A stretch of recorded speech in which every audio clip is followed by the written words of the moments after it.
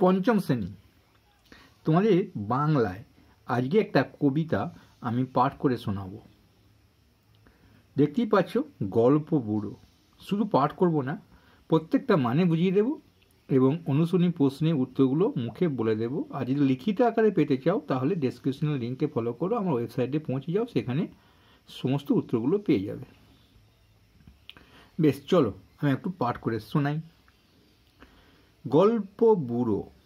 একটা বুড়ো মানুষ, সে গল্প শোনায়। কখন গল্প শোনায়? শীতের ভোরে। কাদের গল্প শোনাবে? ছোটদের। কিসের গল্প? সেগুলো আমরা সব জানব।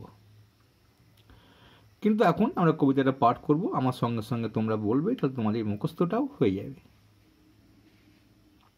গল্প বুড়ো সুনির্মল বসু। বইছে হাওয়া উত্তরে, গল্প বুড়ো থুরথুরে, চলছে হেঁটে পথ ধরে, শীতের ভোরে সত্তরে। চেঁচিয়ে যে তার মুখ ব্যথা, রূপকথা চাই রূপকথা।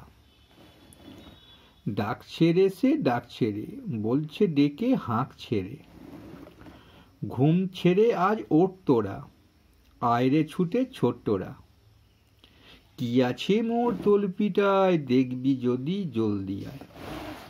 চলো পরের পাতায় যাই।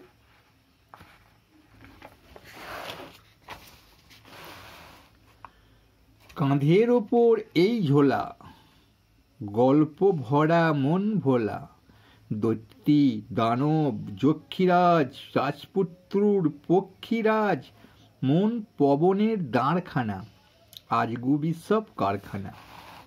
ভর্তি আমার তলপিটায়, দেখবি যদি জলদি আয়। করির পাহাড় সার বাঁধা, মানিক হীরা চোখ ধাঁধা, সোনার কাটি ঝলমলে, ময়নামতি টলটলে। তেপান্তরের মাঠখানা, হট্টমেলার হাটখানা, আটকালো এই তলপিটায়, দেখবি যদি জলদি আয়। কেশবতী নন্দিনী এই থলেতে বন্দিনী, শীতের প্রখর পর্তুষে, আসবে না যে শত্রু সে। ভাঙব তাদের মূর্খতা, বলবো না খো রূপকথা। চলো আমি একটু মানেগুলো বলে দিই, তাহলে তোমাদের বুঝতে সুবিধা হবে। বইছে হাওয়া উত্তরে। উত্তরে হাওয়া কখন বয়? উত্তর দিক থেকে। কখন হাওয়া বয়? শীতকালে।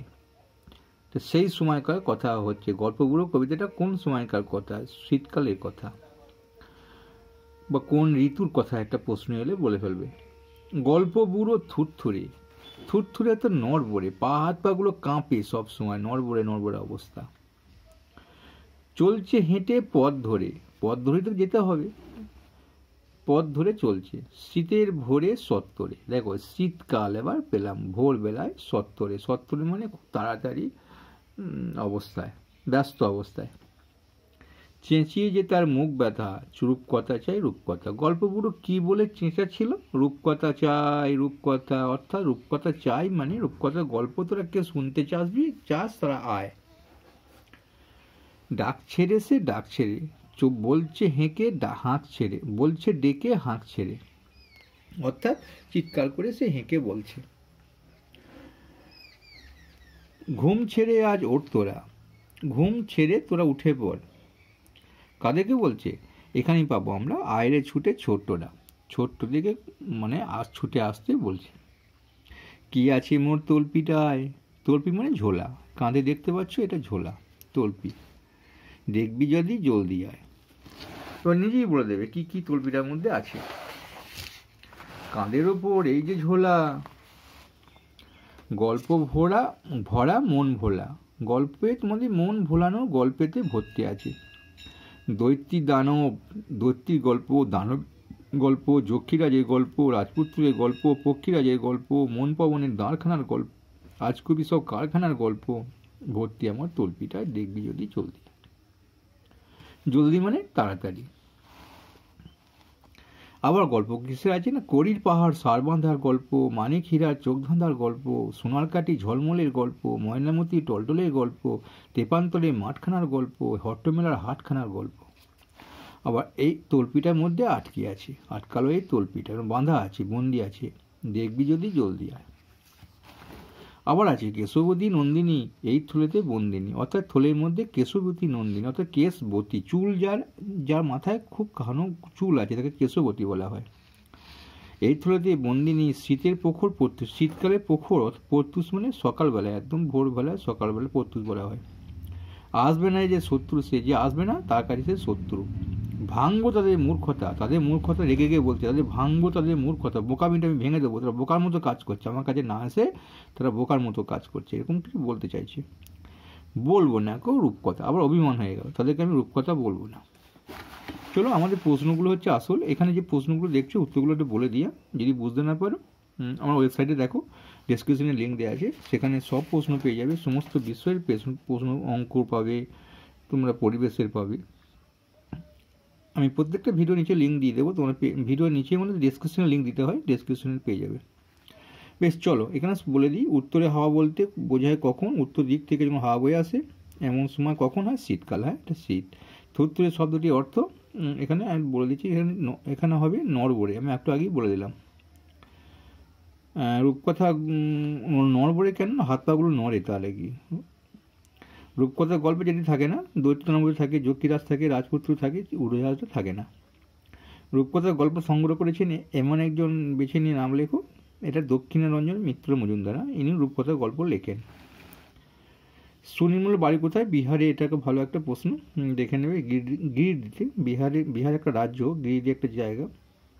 ও লেখা বইগুলোর নামগুলো এখানে দেখতে পাচ্ছ, বেড়ে মজা, হইচই, কথা শেখা, ছন্দে টুংটাং, এগুলো তো লেখা আরও বই আছে। এখানে দেখো এই প্রশ্ন দুটোর উত্তর এখানেই পেয়ে যাবে। সুনির্মল বসু ছাড়া আর বসু আর কোন কাজ ভালো পারতেন, এখানেই পেয়ে যাব। ছোটদের জন্য সাহিত্য রচনা করেছেন, তার মধ্যে কবিতা, রূপকথা, ছবি আঁকতে পারতেন, কি পারতেন, ছবি আঁকতে। আর তার লেখা দুটি বইয়ের নাম লেখো, অনেকগুলো আছে, ছানা বড়া, হাওয়ায় দোলা, বেদে মজা, হইচই, তোমাদের যেটা ভালো লাগবে লিখবে। আর এখানে উল্টোপাল্টা বানানগুলো দেওয়া আছে, সেটা সাজাতে হবে।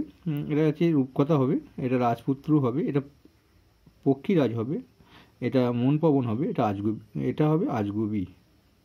ঠিক আছে, বাকি প্রশ্নের উত্তরগুলো তোমরা একটু দেখে নাও, আমি আর যেগুলো বলে দেওয়ার মতো বলে দিচ্ছি। আমি দেখি ওই পাতায় কি আছে, এটা বলে দিই। তল্পি হবে ঝোলা, রূপকথা হবে কাল্পনিক গল্প, ভোরে হবে বিহনে, পবন হবে বাতাস, আর সত্তর হবে দ্রুত মানে তাড়াতাড়ি।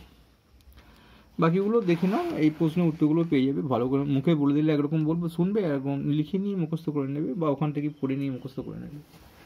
তো আজ বিদায় নিচ্ছি, ভালো লাগলে একটা লাইক করবে।